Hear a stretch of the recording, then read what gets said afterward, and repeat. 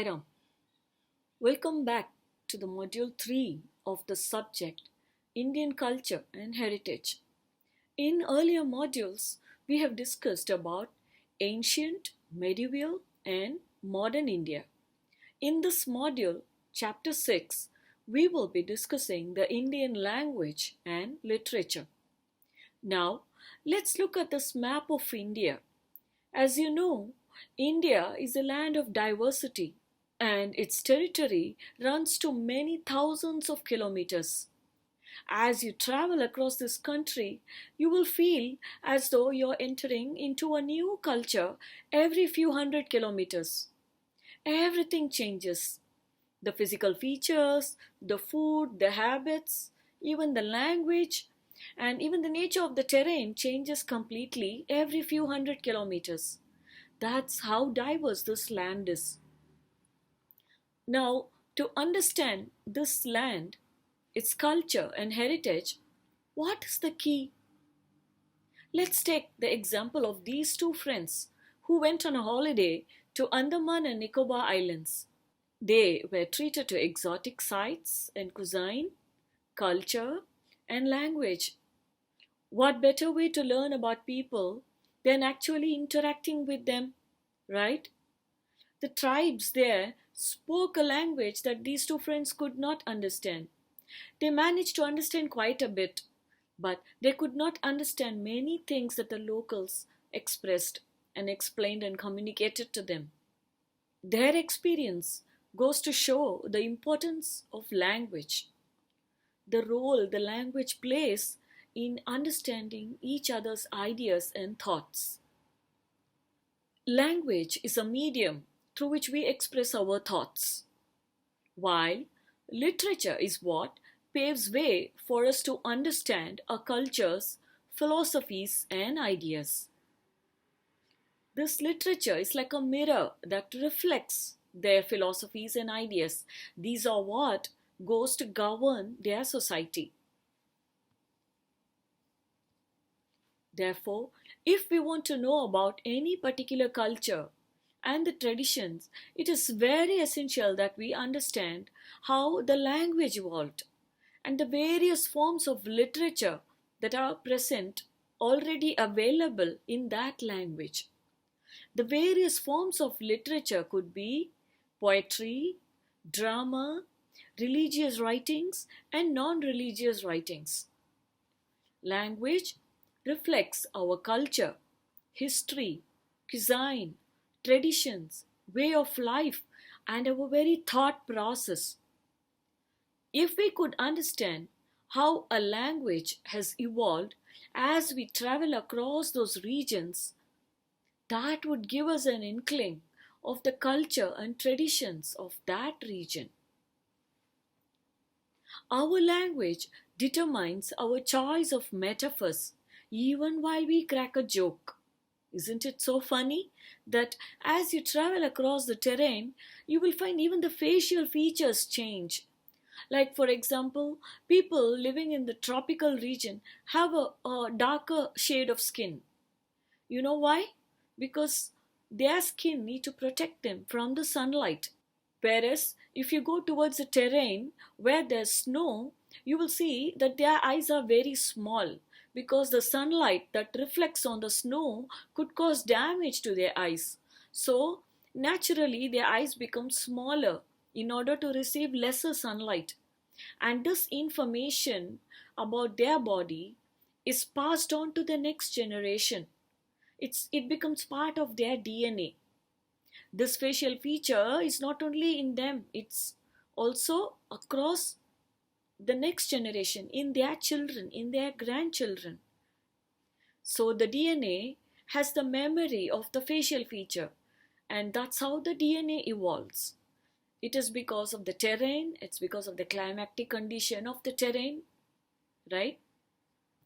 So we are what we eat, where we live, all these add up to form our physical feature.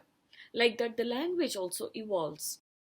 Now let's start with the learning objective of this lesson about language and literature.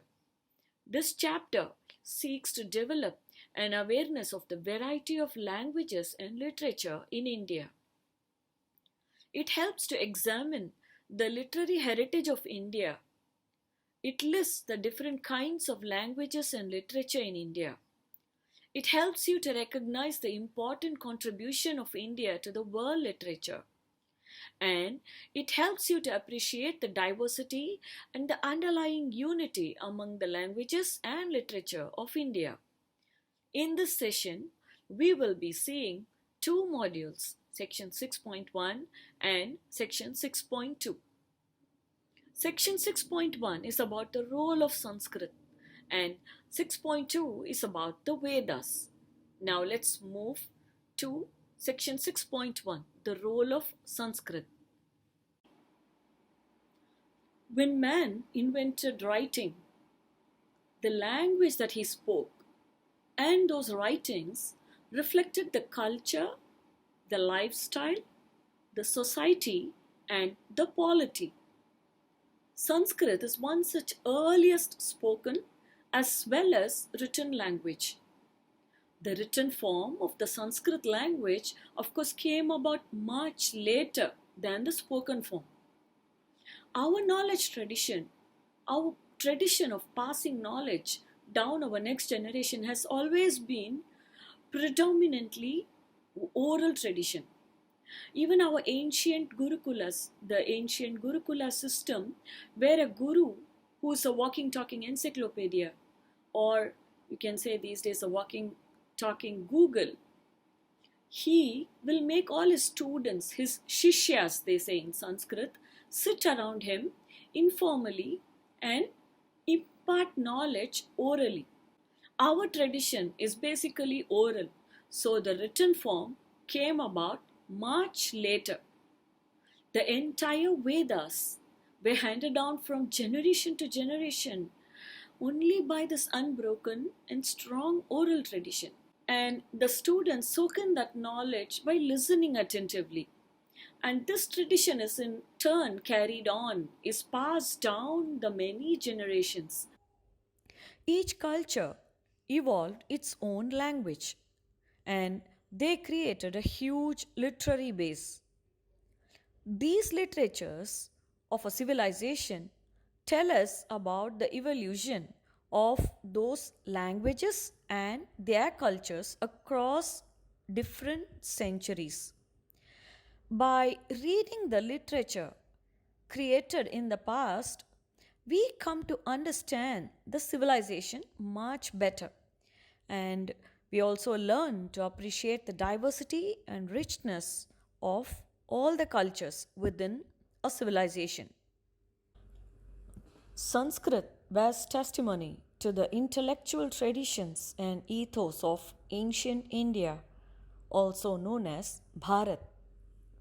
Now let's look at the timeline of the recorded history of Sanskrit. The earliest written, that is a very well documented and recorded history of Sanskrit, dates back to somewhere around 6,700 years before Common Era, which is much later than the oral tradition. That means you can understand how old the oral tradition was. It was started thousands of years before. The historical events from Treta Yuga during the times of Lord Rama came to be recorded in, what is the name of that Itihasa? It's called as Ramayana. And who wrote Ramayana? Yes, sage Valmiki. And this came around 5,200 years before Common Era.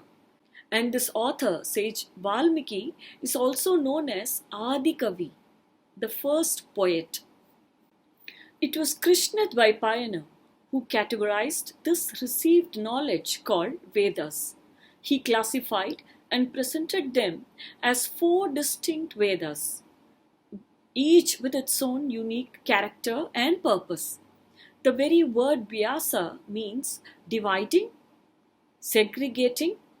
So he got his name Ved Vyasa because of this work. Krishna Dvaipayana was born in the year 3314, that is 3,314 years before Common Era. we mark his birthday and celebrate it as Guru Purnima. The fact that Vedavyasa was born 3314 years before Common Era BCE predates Rig Veda to this year, because Rig Veda existed before Vedavyasa presented it as a classification. Rig Veda came into vogue and got imparted as knowledge by oral tradition much before 3400 to 3300 years before Common Era. Later, during the Dwapara Yuga, Krishna and his life and times were recorded, and this came to be called as what Itihasa? Yeah, it is called as Mahabharata, and this was around 3200 BCE. Brahmanas and Aranyakas came to be taught and transmitted at around 3200 BCE and 2500 BCE. During this interim period of 700 years, this became very popular. During the same time period, about 3900 BCE till the 2500 BCE, the early layers of Rig Veda came into written tradition. Atharva Veda became commonly accepted part of the Vedas and were taught around 2300 BCE. After the Vedas came, the formation of Vedic Sanskrit happened around 2000 BCE.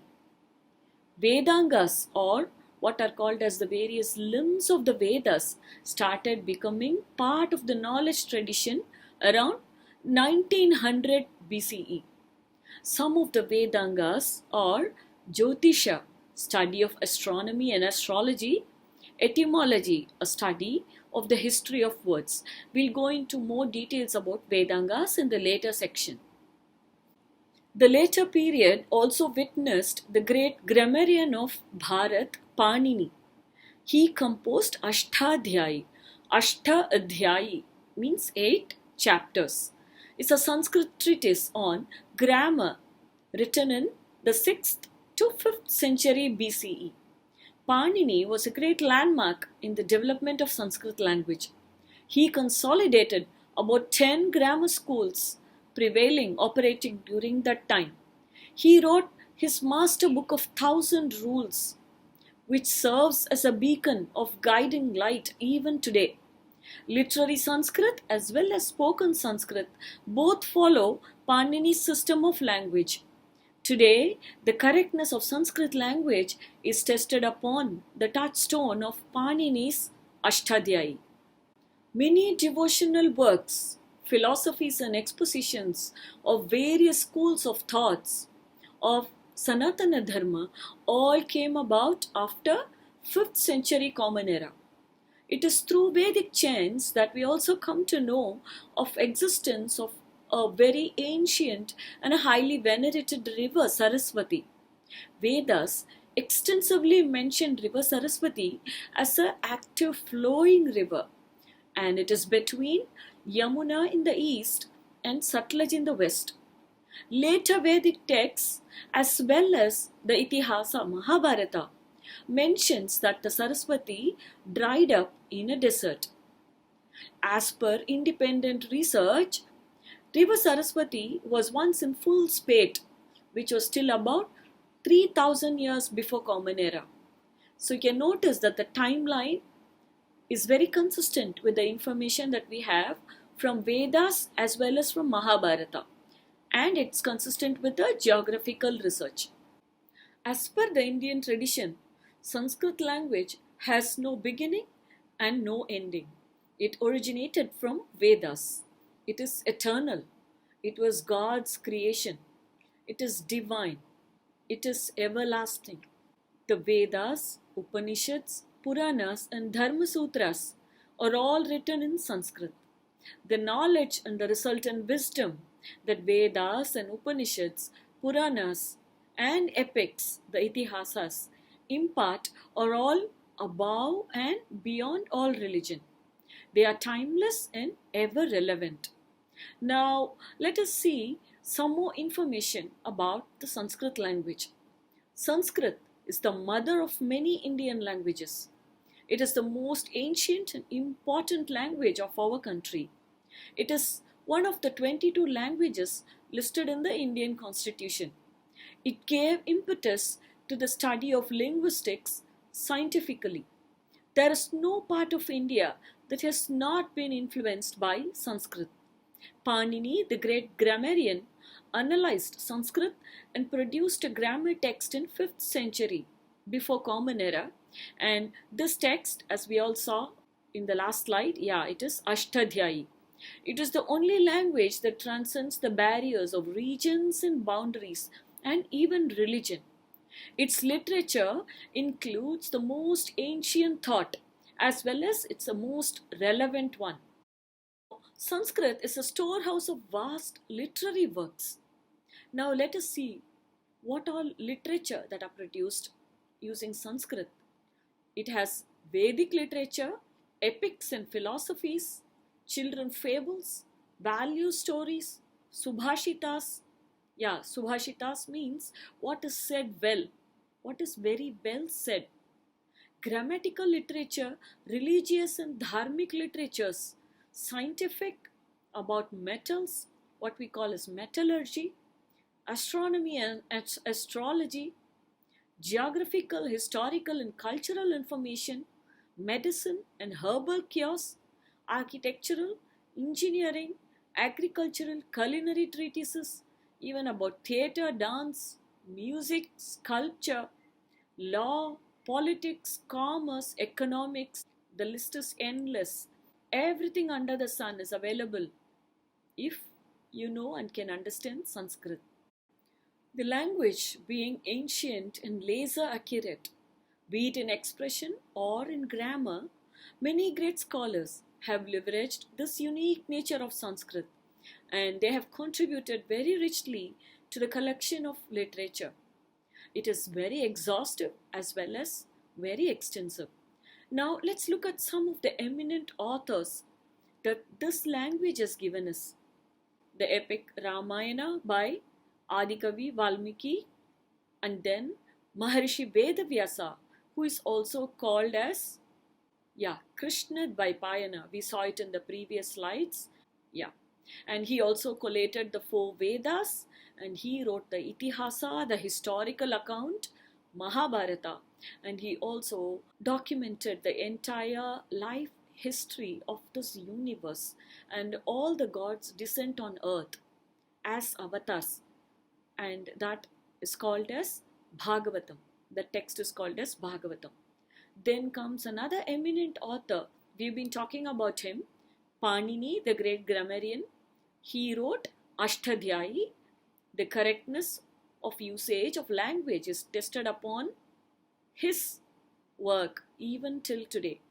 Then comes Adi Shankaracharya, the very epitome of Advaita philosophy. He wrote kavyas, devotional hymns, prose poetries, and expositions and theologies for Vedanta, and he expounded the 10 major Upanishads, what we call as Dasha Upanishads. We get into the details about the 10 Upanishads in the later session. And another very eminent author of those times is poet Kalidasa, the greatest playwright and dramatist of classical Sanskrit. He wrote Shakuntala, Meghaduta and Raghuvamsha. Poet Kalidasa, he is also very famous for bringing out the delicate nature of this beautiful language. The next in this list is Patanjali. He wrote Yoga Sutra and a treatise for Panini's grammar Ashtadhyayi. Then in this list comes the famous Vedanta Deshika, a scholar par excellence who wrote countless kavyas, stotras, treatises and expositions. His very notable work is Hamsa Sandesha. Now with this we come to the close of this section. Now let us move to the next section, the Vedas.